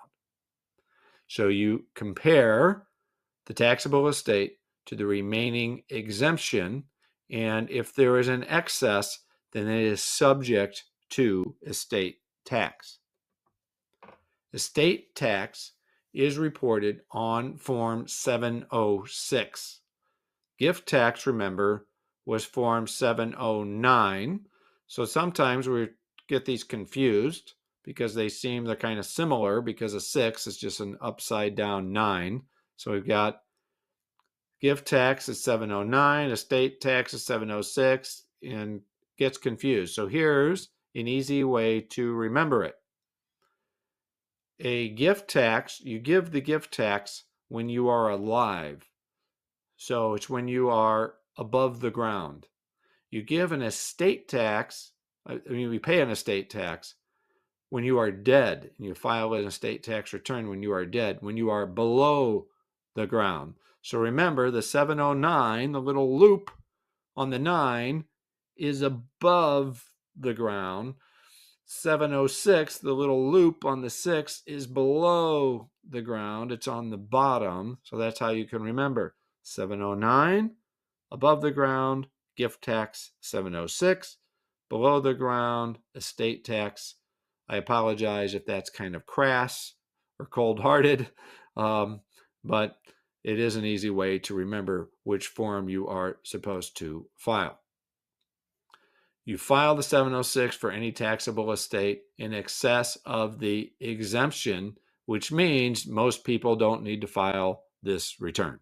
Most people do not need to file an estate tax return because most people die with an estate that is smaller than the $12 million exemption, even taking into account gifts that they have given. You also need to file a Form 706 to elect the portability for a surviving spouse that we talked about. Remember, this is when we said that when one spouse dies, they give their assets all to their spouse, and now the spouse gets the double exemption. Well, in order to get that exemption, they need to elect it, and they elect it by filing a Form 706. The 706 is due 9 months after the date of death, but it can be extended 6 months by filing a Form 4768. And the estate tax rates range from 18 to 40%, just like the gift tax rates do. That's why we call it the estate and gift tax. Same tax rates. Again, you don't need to know the particulars. The brackets, you just need to know the rates are 18 to 40%. The generation skipping transfer tax, or the GST. So estate and gift taxes, they are meant to tax transfers of assets as they pass from one generation to the next. So an asset owned by a grandparent would be taxed when they passed it on to their child, and then it would be taxed again when it was passed on from their child to their grandchild. So what some wealthy people used to do is just skip that first level of tax by giving or bequeathing assets directly to the grandchild. That way they didn't have to pay the estate tax for giving it to their child first. So what the GST does is it closes that loophole by imposing a 40% tax. That's the top estate tax rate. It imposes a 40% tax on any transfer directly from a grandparent to a grandchild. So that keeps people from skipping that one level of estate tax. This only applies to people with assets in excess of the lifetime exemption, and it disregards any spousal portability election. So, in other words, you don't get to double your exemption for purposes of the generation skipping tax. However, you don't have to pay the generation skipping tax unless you've got assets in excess of the lifetime exemption. Estate planning, there are several tools that can be used for estate planning. We're going to talk about each of these briefly. You do not have to be an expert estate planner in order to pass the EA exam, but you want to be just familiar with the general concepts. Trusts. There are different trusts that can be used to avoid probate and leave specific assets to specific beneficiaries. So one of these is called a revocable trust. You've probably heard it called a living trust. And we're going to talk more about trusts because trusts actually have to file tax returns in many cases. But we will talk about that in part 2 as part of business taxation. For now, just know there is such thing as a revocable or living trust. And the reason it is formed is to avoid probate and leave specific assets to specific beneficiaries. There are also irrevocable trusts. They can be used to move assets out of your estate, protect them from creditors, and transfer them to specific beneficiaries. So the difference, as you may have figured out from the name, is a revocable trust. You can at any time revoke it, change it, do anything with, take the assets out of it, whatever you want to do with a revocable trust. With an irrevocable trust, you cannot. Once you put the assets into the trust, then you cannot get them back out again. The benefit to that is that they are no longer in your estate. So wealthy people will use this to reduce the size of their estate to try to get it under that exemption amount or to try to pay less estate tax. It also protects them from your creditors if you're the one who put it into the trust, and it still allows you to give it to specific beneficiaries. There are also many other types of trusts, or there are different kinds of irrevocable trusts that can meet specific needs for specific circumstances. Family partnerships, specifically family limited partnerships or FLPs, these can be set up to own a business with family members as partners. So instead of individuals owning the business, a trust owns the business, and then individuals are beneficiaries of the trust. Once an asset is transferred into the partnership, its value is frozen for estate tax purposes. So this can be fantastic. If you have a business and that business is becoming more and more valuable every year, you can freeze the value of that business for estate tax purposes by putting it into a family limited partnership. Now, no matter how much the business grows in the future or how valuable it becomes in the future, the value for estate tax purposes will be the same as it was at the time the partnership was formed. And then partnership interests can be gifted over time, allowing businesses to be passed from generation to generation. So you can do this. For instance, you've got this $17,000 exclusion, and that amount, by the way, that $17,000 goes up a little bit every year with inflation. But you can gift up to the exclusion amount without any gift or estate tax consequences. So you can gift. Remember what we talked about? A married couple can give their married child up to $68,000 per year with no gift tax and without affecting the exclusion amount. So you can just gift each year a little bit at a time so that over the years, this business is transferred from one generation to the next without any gift or estate tax consequences. Now, the downsides to this is these are very complicated. They're expensive to set up. They are expensive to maintain. You've got to hire attorneys, you've got to hire accountants, and they're going to be involved, pretty much every year. Obviously, it's much more intensive in the year that it is formed, but you're still going to need them on an ongoing basis, and they're going to have to file tax returns for the trusts, and there's going to be K-1s, and it's going to make the individual tax returns much more complicated. So it does complicate life and make it a little bit more expensive, but it can save so much money in gift and estate taxes that it can be worth all of the hassle. Also, there has to be at least one general partner who can be exposed to liability from the business. So a lot of times we set up businesses in, for instance, corporations or limited liability companies in order to protect from liability from whatever happens in the business. But in a family limited partnership, you could have a general partner who is exposed to that risk. Charitable giving. Charitable giving during your lifetime moves assets out of your estate, and it may result in a tax deduction, giving you a tax benefit, and it can avoid capital gains tax on appreciated assets. So you can give appreciated assets, you can get a tax deduction for the value of that gift, but you don't have to pay any capital gains on the appreciated asset because you gave it away. So giving away assets to a charity during your lifetime can be a smart estate tax planning move as well as an income tax planning move. You can also set up what is called a donor advised fund.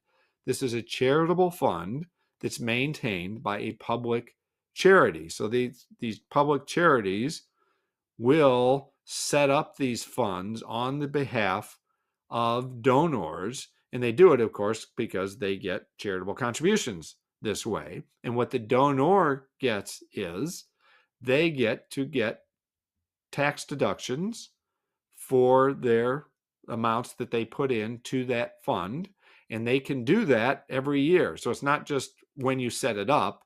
Once they set up this donor advised fund, they can make deductible charitable contributions each year into that fund, and other family members can also donate to that fund, and so this can continue on generation to generation.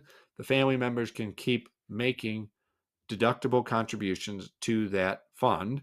And also, when you set up this donor advised fund, you can advise which charities that fund should support. So that's one of the other benefits of setting up that fund. Another thing that we talked about previously when we talked about IRAs and when we talked about charitable deductions is a qualified charitable distribution. You can make a qualified charitable distribution from an IRA of up to $100,000 per year as long as you are over age 70 and a half. So that is another way to get assets out of your estate. And that also avoids paying income tax on the distributions, as you will recall from that conversation. There are a couple of different trusts that can be set up. Just kind of understand the names of these trusts and basically what they do, as is on the slide here. First is a charitable remainder trust. This is when the taxpayer irrevocably donates assets which are used to provide for the taxpayer or their beneficiaries with income during your lifetime. When you die, The remainder of whatever is left goes to the charity of your choosing. So what you do is you put your assets, let's say this is stocks. And so you put the stocks into this trust. It's irrevocable, so you cannot, once you put them in, you cannot get them back out. However, as long as you are alive, you can use the income from those assets for your own support. So you're getting, for instance, dividends from stocks. You can get those dividends. They come quarterly or annually or however they come. Get that money. You can keep using them to pay all of your normal expenses. But then when you die, the remainder, whatever's left, so the stock now, that is going to go to the charity. So in this case, the trust itself does not pay income on the earnings. Actually, you would. The beneficiary of the trust, they're the ones getting the earnings and using the earnings. So the beneficiary of the trust would get a K-1 from the trust, and they would pay income tax on the income from those earnings. So the trust itself would not have to pay tax in that case. The next trust is a charitable lead trust.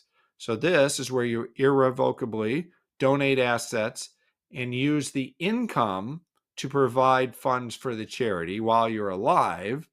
And then when you die, the remaining assets go to your beneficiary. So this is the opposite.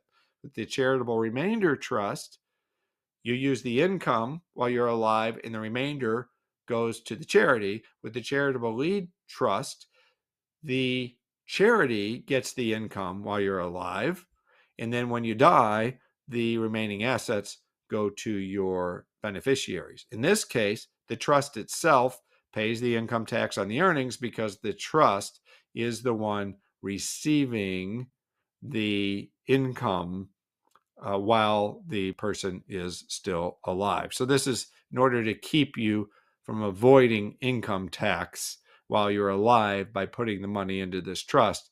They require the trust itself to pay income tax on those earnings. Life insurance.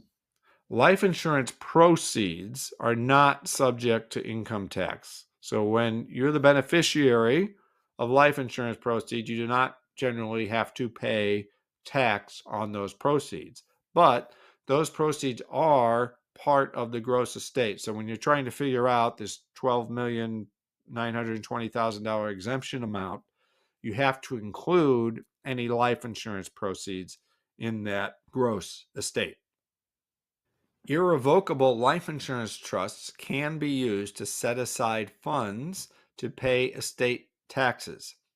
This keeps the proceeds out of the estate. So if you set up an irrevocable life insurance trust, then those proceeds do not go into the estate.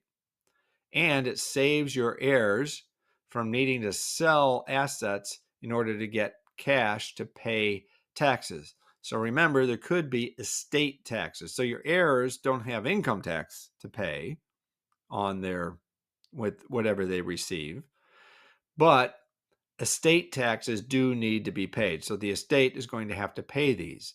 Well, there are some assets that are not easy to divide. So if it's a bank account, well, that's easy. We can take the money we need out of the bank account.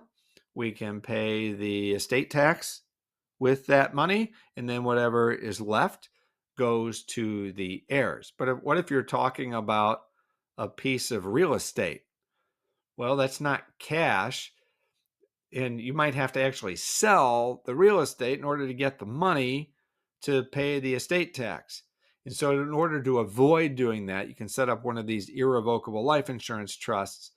That money does not count as part of the estate, but it gives the estate cash so that they can pay those estate taxes without having to sell the assets. Life insurance can also be used to equalize the estate between heirs, since some assets are difficult to divide equally. So in this case, maybe you've got a house, and rather than giving ownership to multiple family members, you can give the house to one family member, and then you can leave an equivalent amount of cash to a different family member. And one of the ways you can do that is by having life insurance. If the beneficiary is a charity, then the estate gets a deduction equal to the amount of the proceeds. So this is another way to effectively keep the amount out of the estate for the exemption amount, because you take the gross estate, so whatever is in there goes into the gross estate, but the estate gets a deduction for any amount that goes to a charity. So you could have a charity be the beneficiary on the account, and then effectively then the life insurance will not count toward the exemption amount. Appreciated assets. So appreciated assets, which means any assets that have increased in value since they were purchased, are treated differently if they are given as a gift versus left as part of an estate. And we did talk about this in a previous video, but I want to go over it again so we make sure we get the concept. If it is a gift, the recipient uses the same basis as the giver, but if it is part of an estate, the recipient gets a stepped up basis equal to the fair market value of the asset at the date of death. So what this means is it is usually better to leave appreciated assets as part of the estate rather than as a gift. So let's go through an example. Matilda owns 1,000 shares of stock in XYZ Corporation that she purchased in 1982 for $10 per share. In 2023, the stock is worth $500 per share. Matilda then either A, gifts the stock to her son, Matthew, in 2023. Matthew sells the stock for $500,000. Matthew's basis in the stock is $10,000 because remember, for a gift, he gets the same basis as the giver, as Matilda. So his basis is $10,000. So he must pay capital gains tax on $490,000. If he is in the 15% capital gains bracket, he owes $73,500 in tax on the sale of that stock. But in B, let's say that instead of giving it while she's alive, Matilda dies in 2023, leaving the stock to Matthew. Matthew sells the stock again for $500,000, but now his basis in the stock is $500,000, and therefore he owes no tax on the sale. So you can see $73,500 difference because she left it as part of her estate rather than giving it as a gift while she was still alive. Tax planning. The truth is, we have talked about tax planning in various places throughout these videos. What we're going to do here is cover some areas that we did not talk about or that we did not talk about fully in other places. But again, there were places when we talked, for instance, about education tax credits, and we talked about when it's better to use one credit than the other. When we talked about filing status, when it's better to use one filing status rather than another, etc. Those are all part of tax planning. We're not going to go over those specifically again, but there are a few areas we're going to go over. First is tax projections and estimated payments. Next, we're going to talk about income and deduction timing. And then we're going to talk about investing to save. Projections and estimated payments. If significant income comes from sources other than wages or retirement payments, where there's withholding, you should, preferably quarterly, do projections of income, deductions, etc. for the year for purposes of making estimated payments. You'll remember when we talked about estimated payments, they are due April 15th, June 15th, September 15th, and then January 15th of the following year. If you don't have withholding to cover your taxes for the year, then you need to know how much should I pay in each quarter. And you do that by doing projections. So you need to do estimates of income and deductions and then kind of guess early in the year what's our final tax return going to look like, and then you make estimated payments based on that. Those same projections can be used for all types of planning purposes, for all types of tax planning purposes, and also they can sometimes, if we're talking about a business, they can be used for business planning purposes as well. But that is something that when you have clients that you will end up doing, particularly when they own a small business, you're going to need to kind of do some guesswork. You'll sit down with the client, and the two of you working together can get these projections put together, and then you can figure out how much these estimates should be. Other concepts for income and deduction timing. You want to look at estimated income and deductions in this year and next year to see which year would be most beneficial to include those income or losses or expenses. But remember constructive receipt here. So when we say you're going to time income, you cannot just say, well, okay, I received this money last year. They sent it in the form of a check. I'll just wait and to deposit it next year. That does not work. Remember, constructive receipt says that that is income in the year in which you could have deposited it, even if you chose to deposit it later. But we'll talk about ways that you might be able to time your income. The classic strategy is to accelerate deductions or losses and to postpone income. So in general, we would say it is better to pay taxes later rather than sooner. So if we can take a deduction now or a loss now, that's better than taking it later. And if we can take income later rather than now, it's better to do that. So we would like to accelerate deductions and losses and postpone income. That's in general. There can be exceptions to that, but this is just the general rule. You also want to consider items that are affected by adjusted gross income thresholds. So you'll remember, as we've gone through this course, there's lots of things where AGI or modified AGI is important. So when you're making IRA contributions, it can be important. For child tax credits, student loan interest deduction, for passive loss deductions from active participation in rental real estate. That is something we'll go in more to in part 2, but just know that is another thing that is affected by AGI thresholds. Capital gains and losses. If you have a lot of capital losses this year, it might be worth selling an appreciated asset now, since the gain on sale will be at least partially offset by the capital losses. So remember, if you have a capital loss, it is limited to $3,000 per year.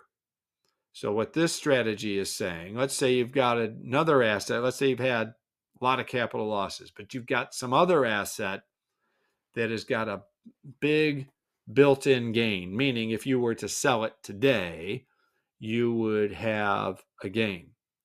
It might be worth going ahead and selling that now, this year, so that it can offset those losses so that your losses are not limited to that $3,000. Now, of course, there's more to life than just taxes. So if you've got it, let's say this appreciated asset is stock in a company.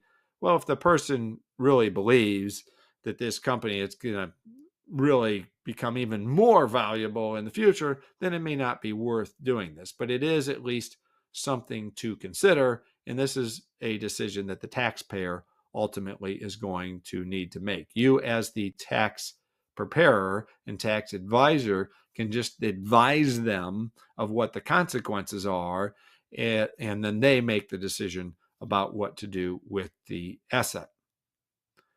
And then it says on the slide here, on the other hand, if you don't have any capital losses, you might be better waiting to sell it until next year. So let's say the taxpayer really does want to sell it. They say, yeah, I want to sell it, and it's December. then you can advise them that you're usually going to be better off paying your tax later rather than sooner. So if you're still confident that in January that this asset is still going to be worth close to the same as it's worth now, then you might be better off selling it in January rather than December, so that the tax is next year instead of this year. So again, something to discuss with your client, and then they can make the decision. You might also donate appreciated assets to charity in order to avoid taxable gain, as we have talked about before. Another strategy is to take distributions from retirement accounts in the year that benefits you most. So when you have a retirement account, frequently you get to decide when that money comes out. So you can look at it like, should I take it out this year? Should I take it out next year? And decide which year makes the most sense. Remember, of course, though, there are sometimes required minimum distributions. You always have to at least meet those, but we're talking about beyond any required minimum distributions. Then you can decide when that money comes out, depending on the circumstances. Of course, there's the qualified charitable distribution from the IRA to avoid tax on the distribution. You can do that. If you are the owner of a closely held corporation, then you've got some flexibility on when you take salary and bonuses.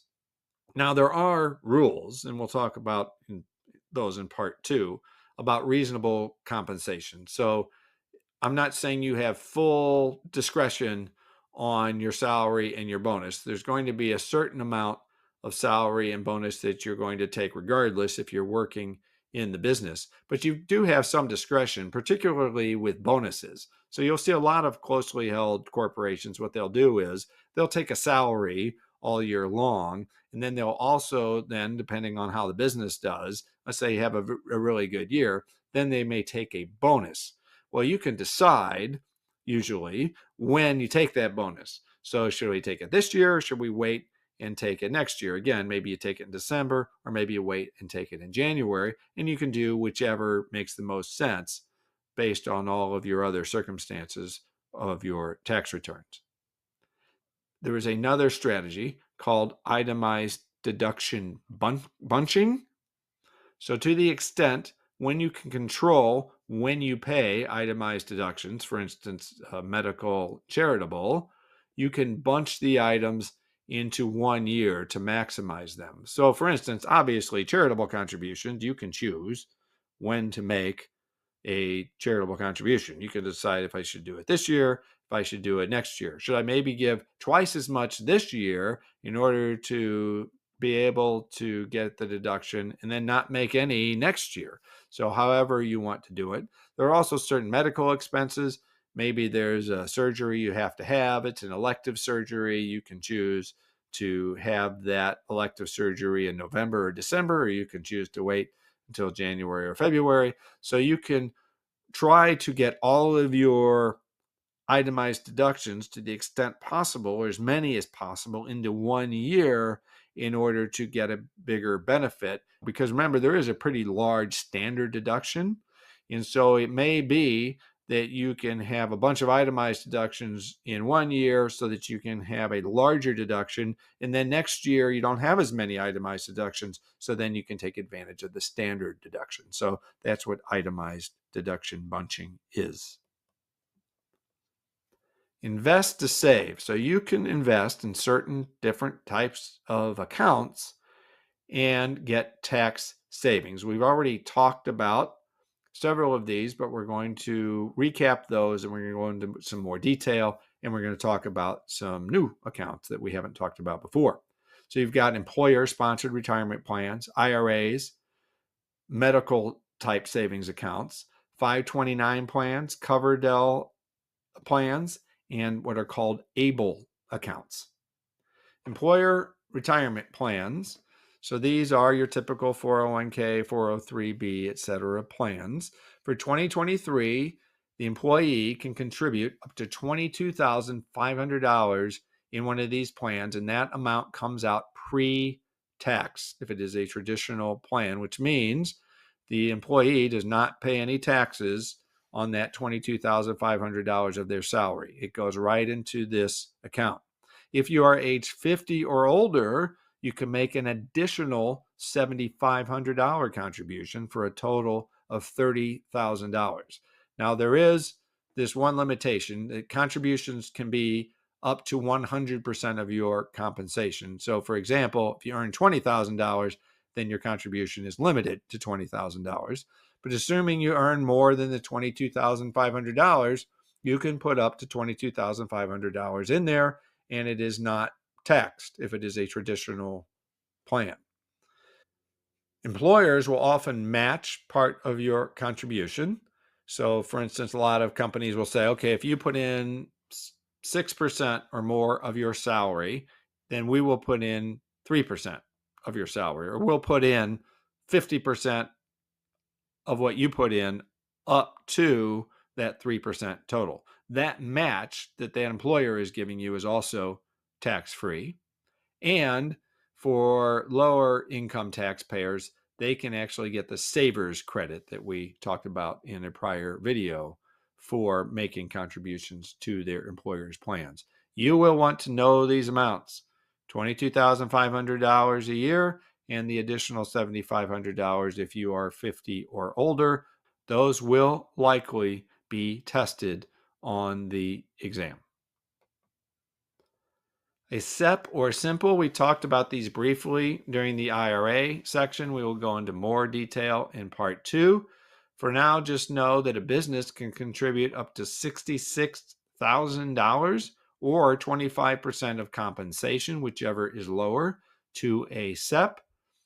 And there are no employee contributions or catch-up contributions for these plans. So these are the SEP plan. The business is the one that is contributing to the plan, and that is maxed out. It's 25% of compensation up to a maximum of $66,000.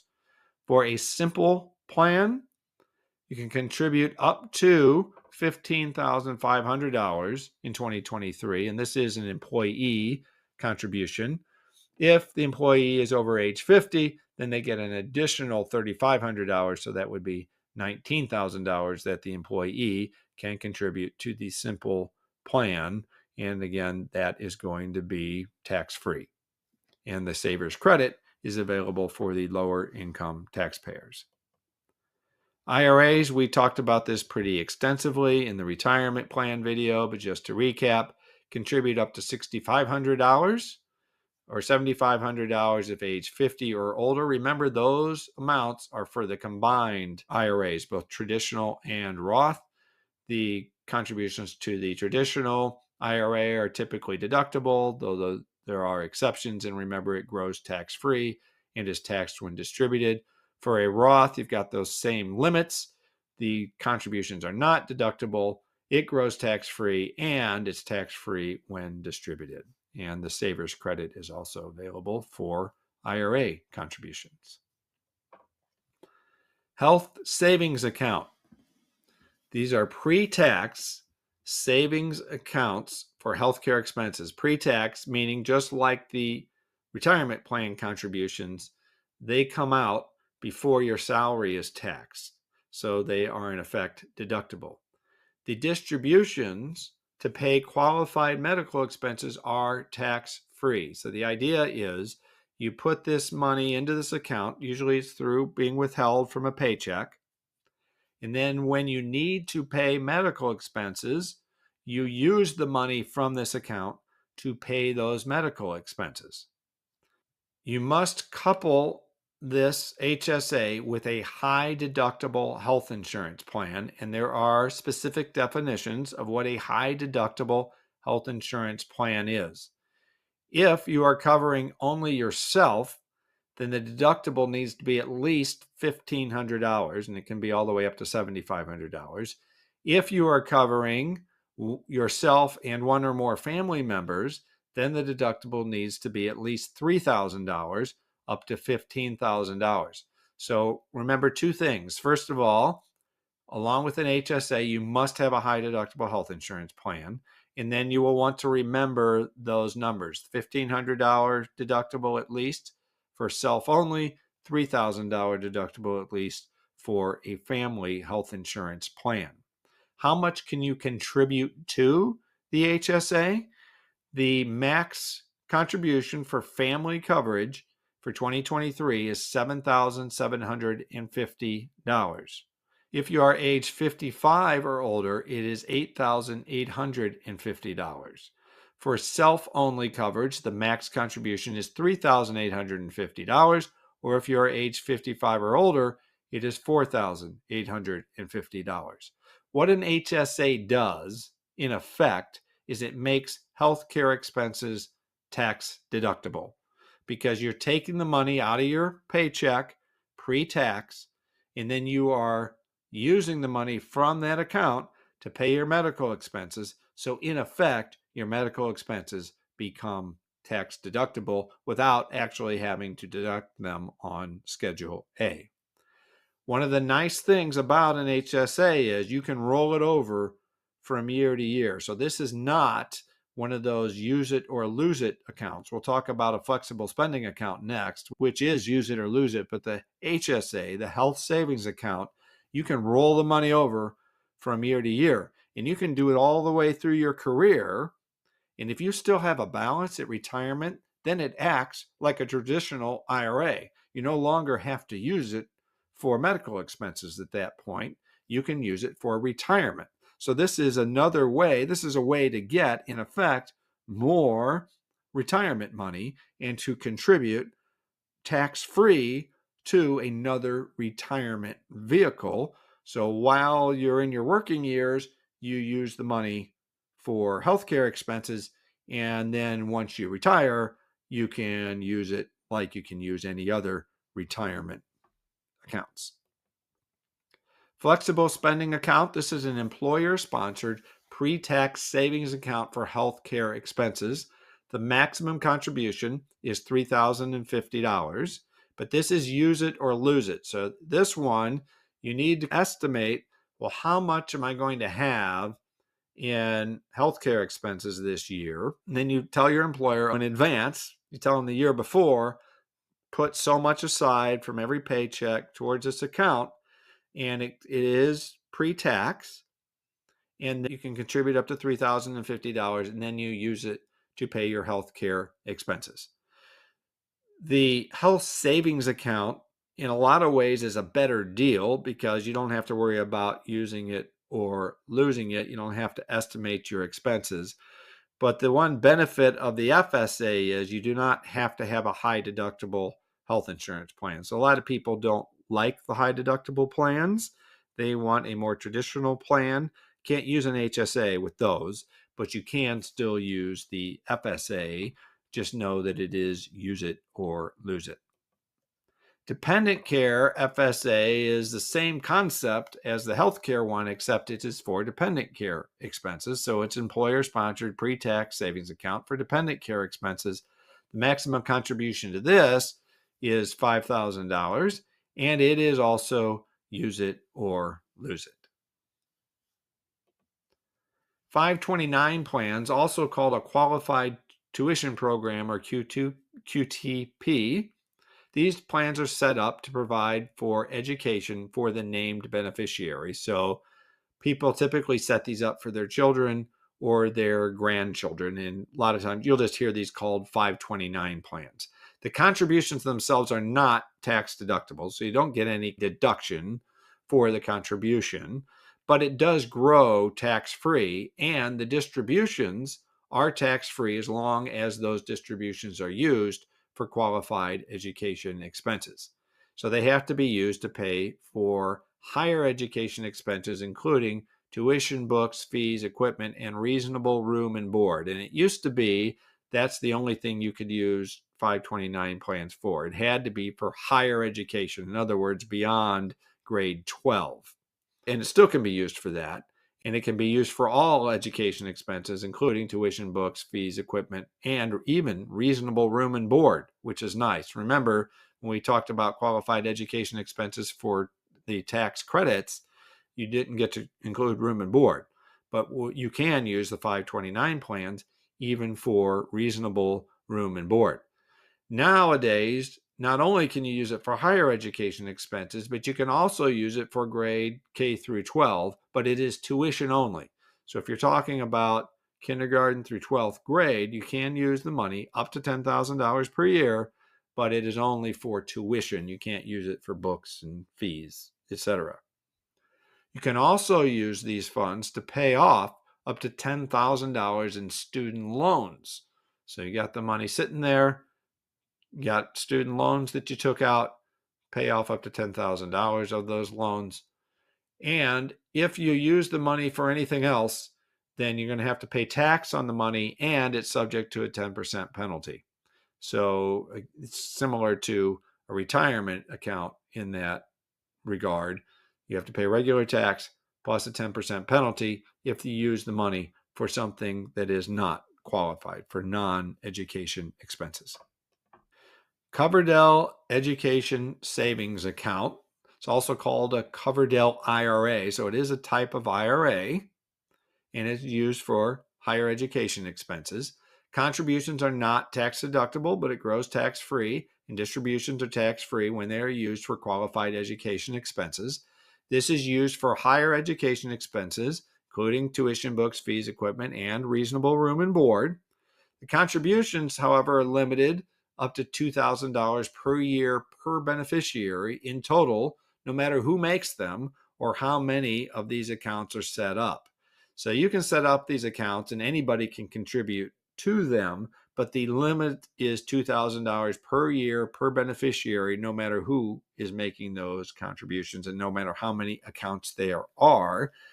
And there is a 6% excise tax for any excess contributions that are made. 6% excise tax for excess contributions.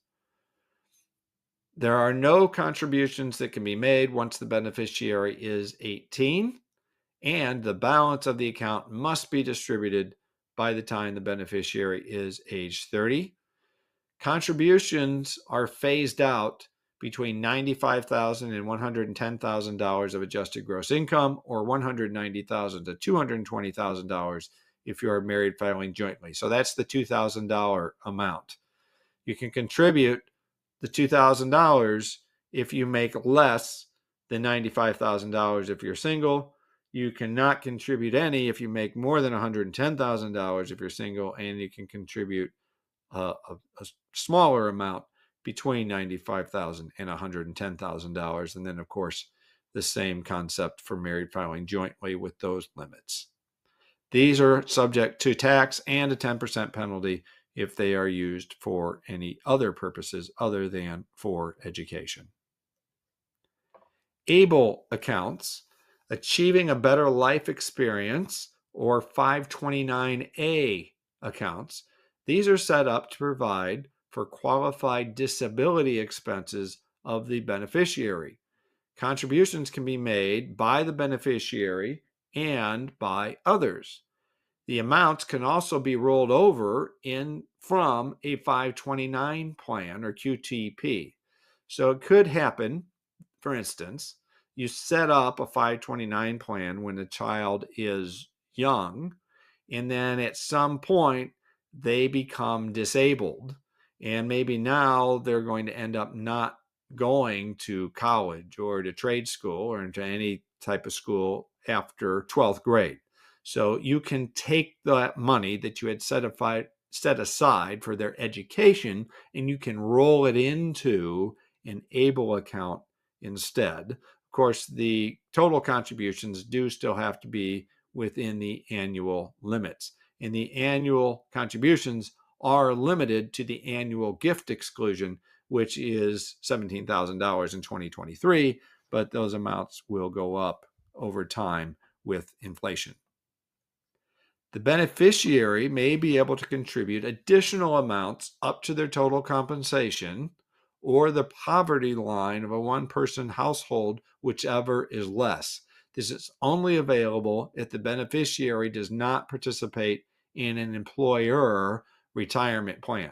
So if the beneficiary works and they participate in an employer retirement plan, then they cannot make any additional contributions. But if they don't, they can make additional contributions. The beneficiary's contributions are eligible for the saver's credit as long as they otherwise qualify. So the money is going into an ABLE account, not into a retirement account, but it still counts for the saver's credit.